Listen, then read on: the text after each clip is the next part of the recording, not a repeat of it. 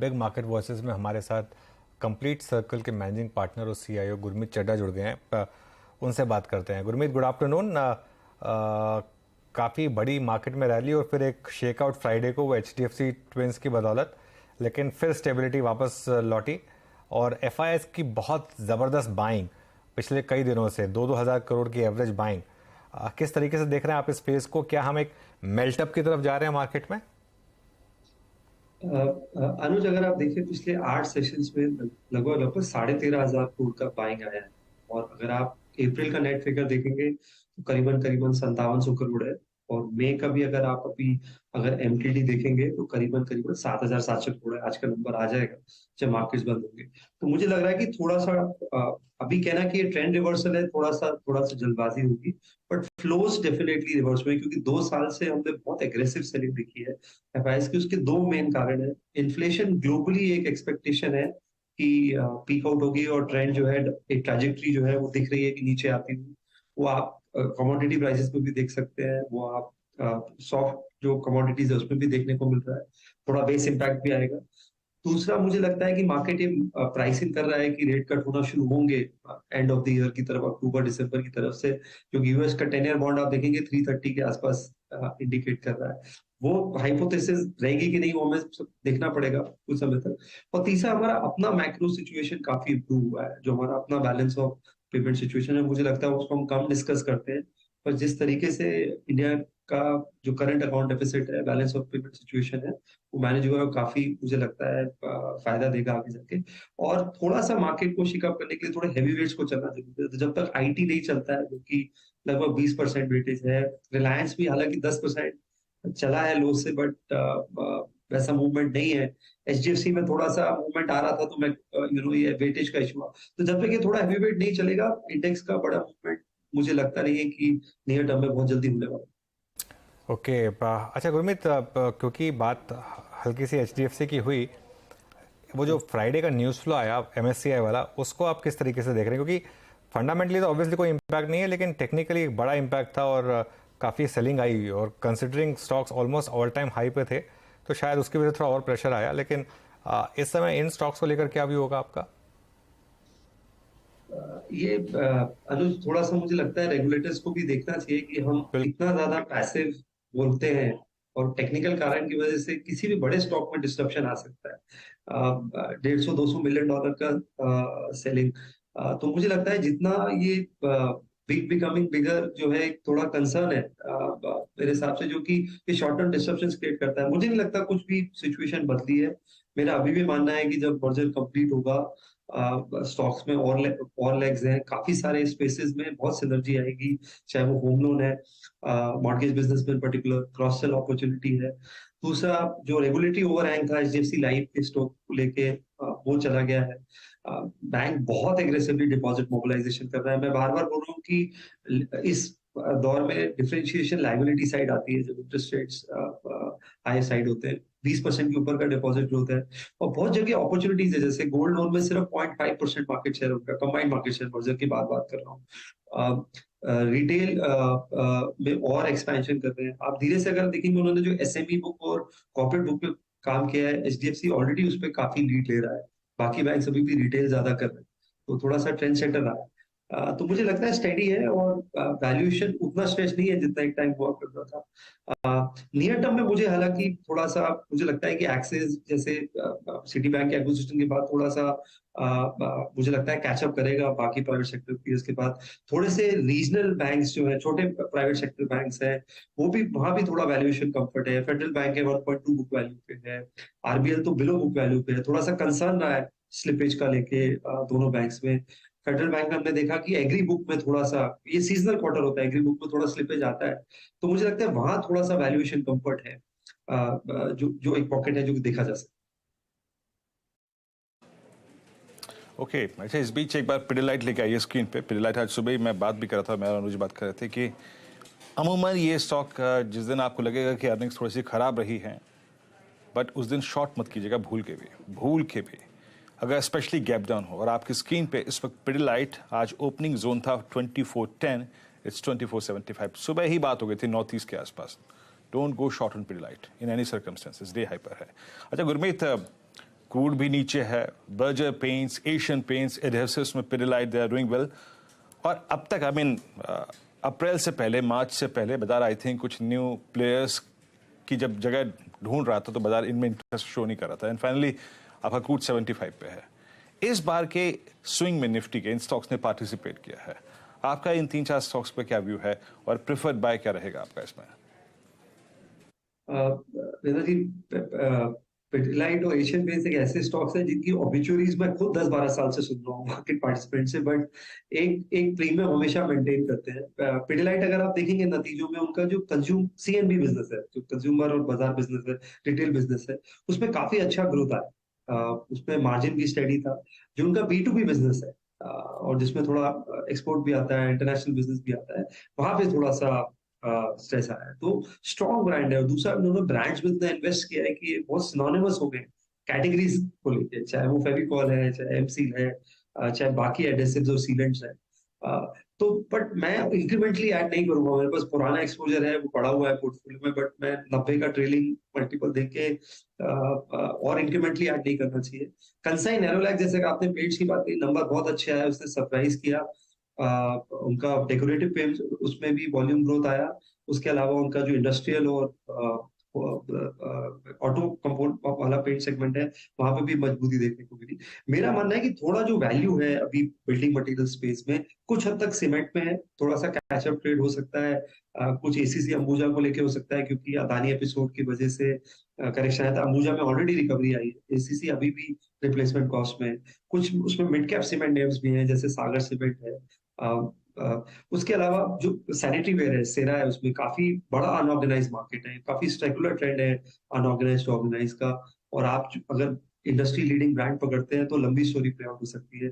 Cables and wires है, हमने देखा है कि पॉलीकैब ने बहुत अच्छा किया। अभी थोड़ा सा वीकनेस है कुछ दिनों से, बट 22-23% का मार्केट शेयर है ऑर्गेनाइज सेगमेंट में। फास्ट मूविंग इलेक्ट्रिकल गुड्स बहुत अच्छा कर रहा है। 20,000 करोड़ के आसपास का टॉप लाइन होगा उनका अगले 1-2 साल में। तो एक विजिबल ग्रोथ है रेवेन्यू की, फ्री कैश फ्लोज की। तो इस सेगमेंट में मुझे लगता है थोड़ा सा ज्यादा वैल्यू फॉर मनी अगर मैं यूज कर सकूं टर्म होगा। और थोड़ा सा अफोर्डेबल हाउसिंग स्पेस पे, वहां पे स्लो डाउन देखने को नहीं मिलता है। तो जो निश प्लेयर्स हैं अफोर्डेबल हाउसिंग के, जैसे होम फर्स्ट है, और जो निश प्लेयर हैं जो थोड़ा इनफॉर्मल सेगमेंट को भी लेंडिंग कर रहे हैं डिजिटल इंफ्रास्ट्रक्चर में, मुझे लगता है वो सेगमेंट भी एक उस पर निगाह रखनी चाहिए। अच्छा डॉक्टर साहब, एक काम कीजिए, एक एक करके सारे हॉस्पिटल स्टॉक्स दिखाइए। ग्लोबल हेल्थ, इसका आईपीओ मेरे को याद है नवंबर 2022 में अप्रोक्सीमेटली 390-400 के जोन में आया था। इट्स नाउ 530, जिसने अपना करियर का हाईएस्ट क्लस्टर छुआ ग्लोबल हेल्थ ने। फिर आप लेके आइए max health care. Max health care 481 पे आज इसने अपने करियर का नया हाई छुआ। फिर लेके आइए आप फोर्टिस हेल्थ केयर, ये अपने करियर हाई से अप्रोक्सीमेटली 50 रुपए नीचे हैं। And same is the case with Apollo hospitals. Apollo hospitals आपकी स्क्रीन पर आएगा 4593 पे, ये अपने करियर हाई से सब्सटेंशियली नीचे है। इसका करियर हाई है 5918, अभी करीब 4593। गुरमीत, आपकी बाय लिस्ट में कोई है इनमें से स्टॉक, और स्पेशली जो डिफरेंशियल बिटवीन प्रीवियस हाई और जो सीएमपी पे है अपोलो के, वो कैसा लग रहा है आपको? क्या ये एक अच्छा कैंडिडेट है इस वक्त इस स्पेस में एक्सपोजर देने के लिए, और आपका प्रेफर्ड बाय क्या है इस स्पेस में? थोड़ा एक्सपेंसिव है, डिस्पाइट जो आपने बोला, जो थोड़ा करेक्शन आया है निफ्टी इंक्लूजन के बाद, हमने काफी बड़ा मूव देखा था अपोलो हॉस्पिटल में। और ओवरऑल जो सेगमेंट है उस पर ग्रोथ स्टोरी इंटैक्ट है। आपका जो एवरेज रेवेन्यू पर ऑक्यूपाइड बेड हम बोलते हैं, वो बढ़ रहा है। ओपीडी में हमने देखा है कि मूवमेंट है। इलेक्टिव सर्जरीज की वजह से जो एवरेज रेवेन्यू आ रहा है उसमें भी उछाल है। उनका जो फार्मेसी बिजनेस है वो अच्छा कर रहा है। डिजिटल बिजनेस में काफी इन्वेस्ट कर रहे हैं जो अपोलो 24/7 है। तो बड़ा इंटीग्रेटेड हॉस्पिटल और हेल्थ चेन है जो कि वो बनना चाहते हैं। पर शायद मुझे लगता है वैल्यूएशन जो है थोड़ा हायर है। एक और निश प्ले है इसमें, रेनबो हॉस्पिटल है, जो कि चाइल्ड पीडियाट्रिक सर्जरीज और केयर में स्पेशलाइज करता है। हम उसको भी ट्रैक करते हैं, बट थोड़ा वैल्यूएशन कंफर्ट कम है। मुझे थोड़ा सा ब्रांडेड जेनरिक्स ज्यादा अच्छा लगता है। और थोड़ा सा ये जो हमने अभी बड़ा करेक्शन देखा है सीडीएमओ स्पेस में, एपीआई स्पेस में, हमने देखा सिंजीन के नंबर जैसे ही थोड़े से अच्छे आए, स्टॉक ने बहुत अच्छा किया है। लॉरस में डिस्पाइट खराब रिजल्ट्स, थोड़ा सा मूवमेंट देखने को मिला कि बाजार थोड़ा फॉरवर्ड लुकिंग है। इस स्पेस में जो अगले 1-2 साल में इन्वेस्ट कर रहा है और तो ये सप्लाई चेन क्लोज हो जाएंगी अगले 1-2 साल में काफी काफी सारे मॉलिक्यूल्स की। तो जो थोड़ा नियर टर्म पेन ले सकता है तो रिस्क रिवॉर्ड बहुत अच्छा है। तो उसमें सिंजीन है, लॉरस है, डिवीज के नतीजे भी आने हैं, देखने पड़ेंगे। वो स्पेस मुझे बहुत अच्छी लगती है लॉन्ग टर्म के हिसाब से। गुरमीत, कोई थॉट्स आज की लिस्टिंग पर? मैनकाइंड फार्मा सरप्राइज दिया, लिस्टिंग गेन की तो उम्मीद बिल्कुल किसी को नहीं थी। नहीं, काफी अच्छी लिस्टिंग है और हमने चर्चा भी की थी इसकी। अच्छा, जब आपको याद हो, जब जी। आईपीओ की बात चल रही थी, मैं करीबन 12-13 साल से इनको जानता हूँ। हमारे इन्वेस्टर्स भी रहे हैं। मैं डिस्क्लेमर देना चाहूंगा, सिटी बैंक के दिनों से और रिलायंस म्यूचुअल फंड के दिनों से मैं एंगेज कर रहा हूँ। मैंने इनकी ग्रोथ देखी है। 2007 में 500 करोड़ का टर्नओवर होता था, आज आज लगभग 8,000 करोड़ कर रहे हैं, और एज अ मेडिकल रेप इन्होंने, तो काफी काफी इंस्पायरिंग स्टोरी है। इनका जो मेन फोटे है वो ये है कि 97-98% डोमेस्टिक बिजनेस है। नंबर ऑफ जो आप अगर डॉक्टर कवरेज देखेंगे बहुत आगे है। एक्चुअली एक तरीके का एफएमसीजी प्ले है with in pharma. 4 lakh doctor के आसपास कवर करते हैं। एमआर प्रोडक्टिविटी बहुत अच्छी है, रूरल में बहुत ज्यादा स्ट्रॉन्ग है, थोड़ा सा अर्बन एरियाज में काम कर रहे हैं।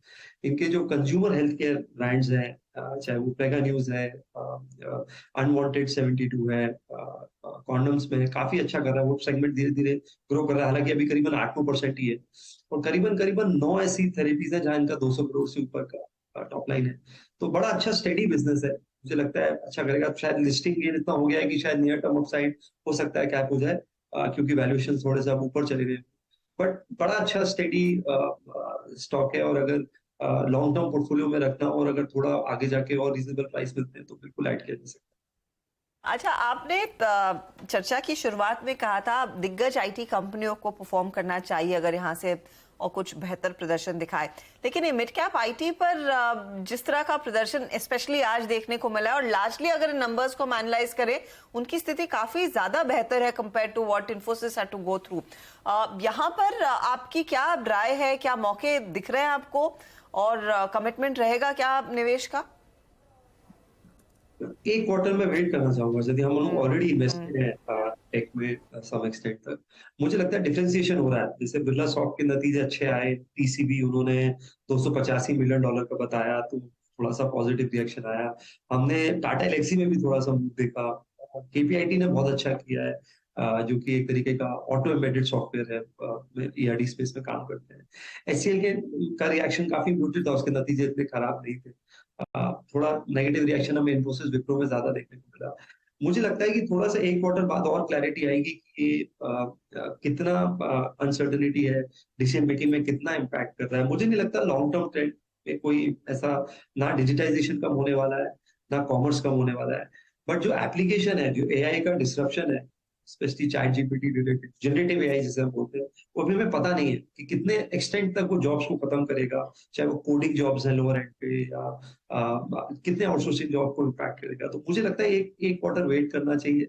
ये कंपनीज 30-40 साल पुरानी कंपनीज है। मुझे याद है 2000 में Y2K की प्रॉब्लम आई थी, लोगों ने बोला था सब कुछ खत्म हो जाएगा। तो टेक्नोलॉजी बेटर होती है, कुछ डिस्ट्रप्शन क्रिएट करती है, बट इवेंचुअली जो उसका बिजनेस एप्लीकेशन है उसमें हमारी आईटी सर्विसेज कंपनीज काफी माहिर है।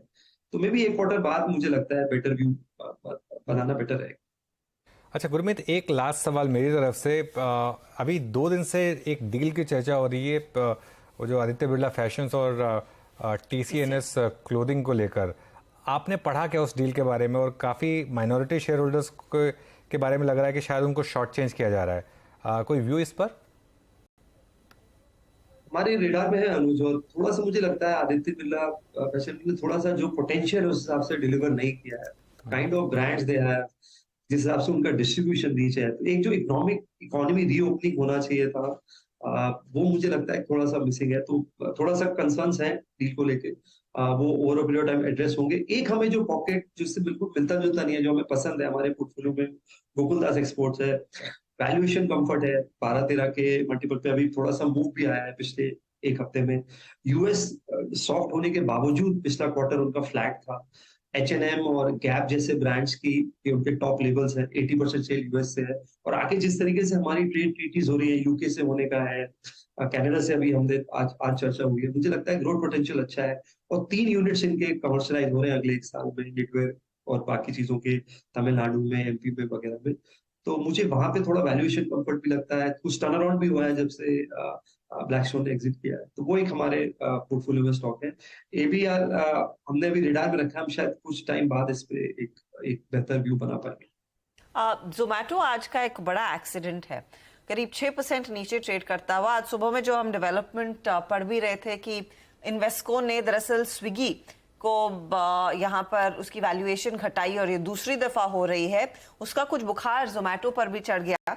अब आपकी अप्रोच क्या रहेगी स्टॉक में? और जो लेटली सोशल मीडिया पर ओएनडीसी पर जो लोग ऑर्डर करके बोल रहे हैं कि ये तो बिजनेस खत्म हो जाएंगे, however it's very early days, ONDC का प्लेटफॉर्म बहुत छोटा है, लेकिन क्या एक थ्रेट रहेगा? एंड क्या ये ज्यादा बिगर थ्रेट है कि अगर स्विगी को अंडर वैल्यू किया जा रहा है इस समय, तो उसकी कुछ आंच जोमैटो पर आएगी आगे? और बिल्कुल आएगी, और मैं ये बात पहले भी बोला है कि ये स्पेस इतना डिस्ट्रप्शन है कि इसमें आप 2030-32 का जब आप नंबर लेते हैं तो वो थोड़ा सा आयरनी है, क्योंकि पूरा स्पेस ही इतना डिस्ट्रप्टिव है। ओएनडीसी अभी कहना थोड़ा अर्ली होगा, बट बहुत लोग कहते हैं जो मेरे सर्कल में कि ये यूपीआई मोमेंट है ई कॉमर्स में, जैसे जो यूपीआई ने पेमेंट स्पेस को किया था, तो मार्जिन और जो टेक रेट है जो भी 20-22% का है, उस पर डेफिनेटली इम्पैक्ट आएगा। और एक रीजन जिस वजह से थोड़ा जोमेटो में इम्प्रूवमेंट आ रहा था कि वो टेक रेट उनका बेटर हो रहा था, उन्होंने डिस्काउंट्स कम किए थे। और मुझे ये लगता है सदी कि जो कुछ स्पेस में आपको ना श्रिंक करना शायद ज्यादा प्रॉफिटेबल हो। आई थिंक बहुत सारे ये जो न्यू एज कंपनीज है उनको ये डिसाइड करना चाहिए। जैसे जोमेटो के केस में आपने देखा कि 6 या 8% लोग 75% ऑर्डर्स करते हैं। तो मे बी लॉयल्टी प्रोग्राम्स और श्रिंक करना बिजनेस को प्रॉफिटेबली शायद ज्यादा प्रॉफिटेबल हो लॉन्ग रन में। और उनके पास जो डिलीवरी फीट है उसका और उनको वैल्यू एडिशन सोचना चाहिए। तो काफी स्ट्रेंथ है, बहुत बड़ा कस्टमर बेस है। और मुझे लगता है जो डेली फूड डिलीवरी वाला जो उनका ब्लिंकिट का है, ये ब्लीडिंग बिजनेस है, किसी को इसमें ना अभी पैसा बना है, ना मुझे लगता है फ्यूचर में पैसा बनने वाला है इसमें। तो थोड़ा अगर कैपिटल एलोकेशन बेटर करेंगे, पिवट करेंगे, थोड़ा शायद श्रिंक करेंगे बिजनेस को, प्रॉफिटेबल ग्रोथ देंगे, तो मुझे लगता है अभी भी अच्छा कर सकते हैं। बट मैं इस स्पेस से दूर रहना चाहूंगा, क्योंकि ये एनवायरनमेंट ऐसा है कि कोई कंपनी अगर लॉस मेकिंग है और इतना डिस्ट्रप्शन दे रही है, तो market can be very punishing. Okay Gurmeet, शुक्रिया फिर जुड़ने के लिए हमारे साथ और ये सारी बात रखने के लिए। चलिए अब आज के